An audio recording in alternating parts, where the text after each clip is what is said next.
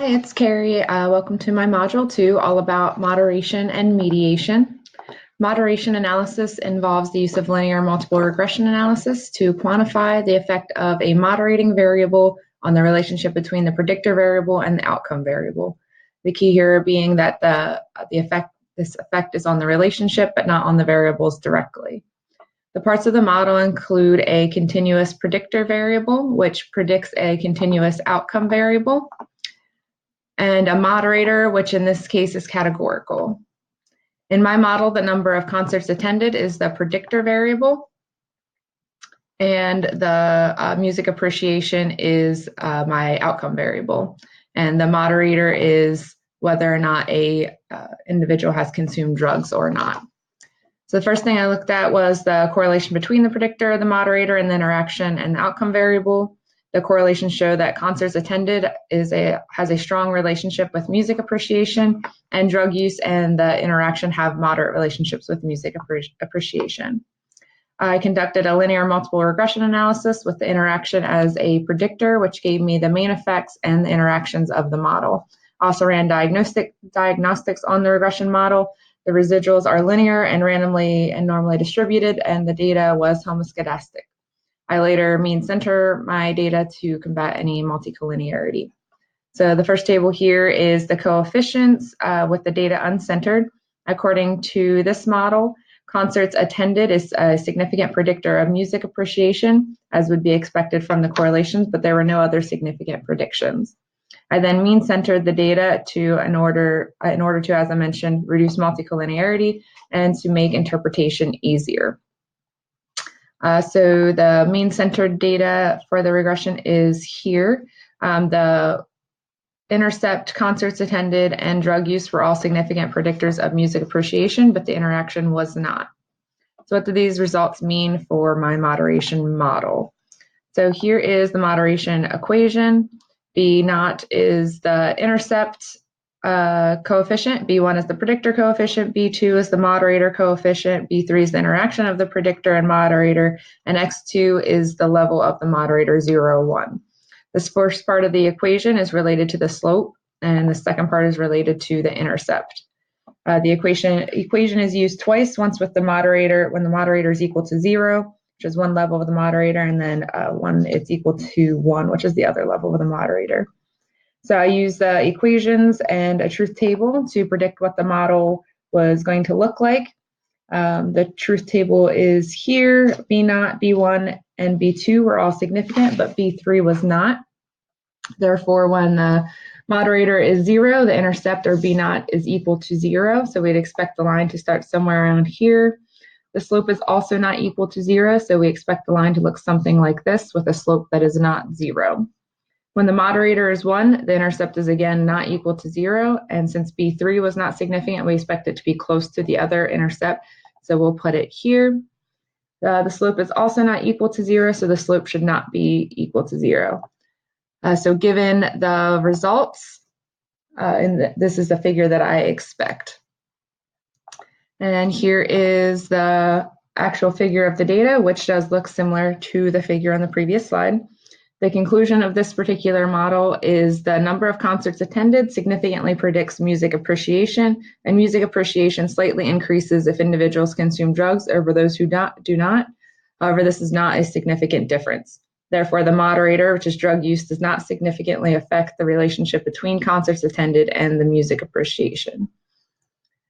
For my second moderation model, I have the same continuous predictor and continuous outcome, but for my categorical moderator, I am looking at sex, male or female. For the correlations in this model, concerts attended still has a strong relationship with music appreciation, but sex and the interaction have a very weak relationship with music appreciation. I again conducted a linear multiple regression analysis and ran the diagnostics, which showed that the assumptions were not violated. Here's the first table with the data uncentered. It shows concerts attended as a significant predictor of music appreciation, but there are no other significant predictions. After mean centering the data, I reran the regression. The intercept and concerts attended were significant predictors of music appreciation, but the interaction and sex was not. So again, what do these results look like? The moderation equation is here, and the truth table, which shows B0 and B1 as significant and B2 and B3 as non-significant. So we expect the figure to look like this, and here are the different components with the equations labeled accordingly. And so as you can see, the actual figure does look similar to the one on the previous slide. And the conclusion of this particular model is the number of concerts attended, again, significantly predicts music appreciation, and the relationship between music appreciation and concerts attended is not affected by the sex of the individual. Therefore, the moderator or sex does not significantly affect the relationship between concerts attended and music appreciation. And on to my third moderation model. Again, the same continuous predictor and continuous outcome. But for my categorical moderator this time, I'm looking at whether or not an individual plays an instrument or not. For the correlations of this model, they're a little bit slightly different than the previous two. Concerts attended now only has a moderate relationship with music appreciation, but instrument and the interaction have a strong relationship. Again, conducted linear multiple regression and ran diagnostics to ensure that assumptions were not violated.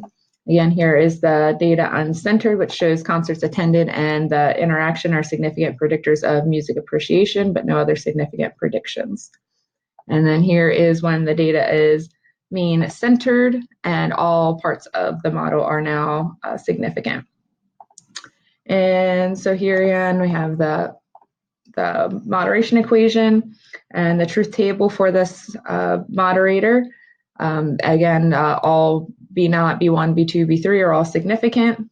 And so we expect the graph to look similar to this one. Since B3 is significant, we do expect that these lines are going to be significantly separated from each other, but both still having a significant slope and an intercept different from 0. And here are the different parts lined up with the equation. And then here is the actual figure, again, similar to the one I predicted. And the conclusion of this particular model is the number of concerts attended significantly predicts music appreciation, and the relationship between music appreciation and concerts attended is affected by whether or not the individual plays a musical instrument. Therefore, the moderator, which is musical instrument, does significantly affect the relationship between concerts attended and music appreciation, where individuals who play an instrument have an increased music appreciation compared to those who do not. And now we're going to head over to mediation. So mediation analysis also uses linear regression models to explain a possible third variable that underlines the relationship between the predictor variable and the outcome variable. This third variable is referred to as the mediator.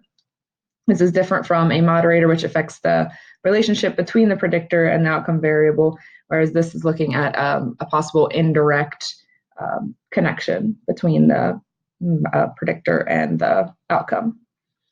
So the predictor variable and outcome variable I'm going to be using is the amount of alcohol consumed per month, and the predictor variable is the level of happiness. When I conduct a linear regression on these two variables, I find that the amount of alcohol consumed is a significant predictor of happiness. Therefore, path C is significant. So I want to check a possible third variable that could be a mediator with these two variables. The mediator I'm going to look at is the number of outdoor activities an individual participates in per month. So to check this mediator, I will conduct a linear regression between alcohol consumed and the mediator, which is outdoor activities. According to Barron and Kenny in their original paper, if this is not significant, the mediator may just be a third variable that may or may not be associated with Y, but mediation only makes sense if X affects M. So in this model, alcohol consumed is significantly related to outdoor activities. So we'll continue to the third step, which is to conduct a multiple linear regression looking at the relationship between the mediator and predictor variable and the outcome variable, therefore looking at paths B and C prime. And it does show that the number of outdoor activities and the amount of alcohol consumed are both significant predictors of happiness. However, the strength of the relationship between alcohol and happiness has reduced. This suggests that the amount of outdoor activities an individual does per month partially mediates the strength of the predictor variable, the amount of alcohol consumed per month, on the outcome variable, happiness level. Therefore, we fail to rule out mediation. Also took a look at the Sobel test and bootstrapping for this model. Bootstrapping is generally better than the Sobel test because it's more robust and helps with statistical power. Here I included a figure of the bootstrapping test with the Sobel estimate, bootstrap mean, and 95% confidence intervals.